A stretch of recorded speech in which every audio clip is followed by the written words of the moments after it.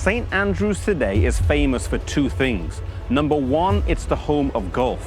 And number two, it's the town where Prince William met Kate whilst he was studying at university. But it's the spiritual history of this town that is most interesting and significant.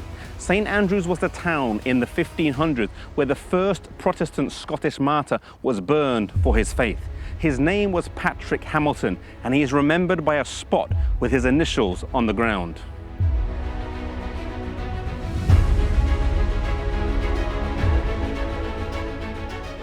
But we fast forward to the year 1538, when Cardinal David Beaton took over and made it his mission to catch a reformer by the name of George Wishart and stamp out what he saw as the growing heresy in Scotland. At the time, George was only a young man, 25 years old, and he stayed one step ahead of the cardinal and escaped and went to Cambridge University, where he met with Hugh Latimer, and together they went on to Bristol. He was only there for about 6 months when he got into trouble again and had to flee the city.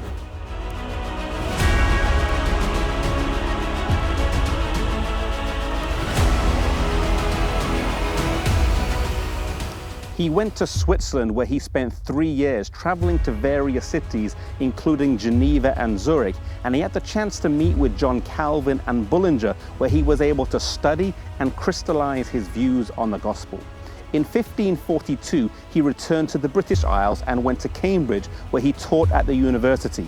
After teaching for 1 year, he then returned to Scotland, where he began to preach the gospel in cities around the country.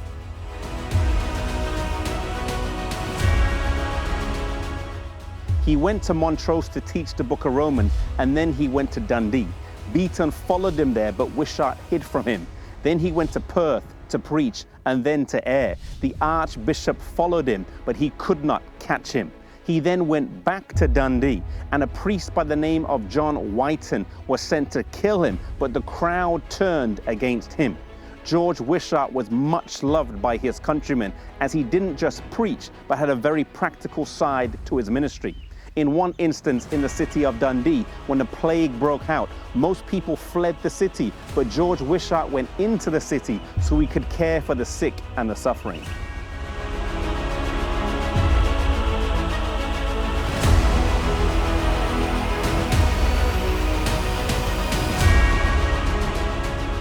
Towards the end of his life, he met John Knox, who was a young man at the time and would go on to be a great leader in his own right in the Scottish Reformation.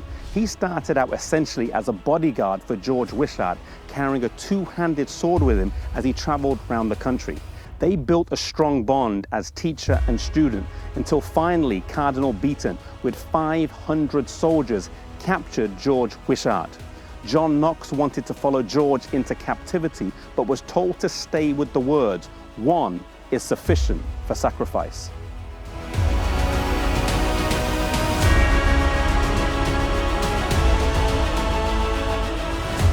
He was brought here to the castle and put here in this sea tower where he was imprisoned.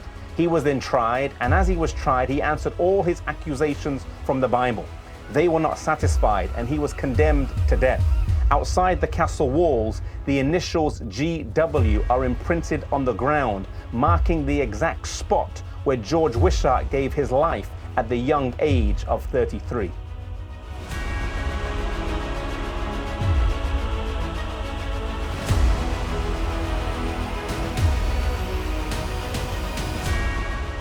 Two things we learn from this man.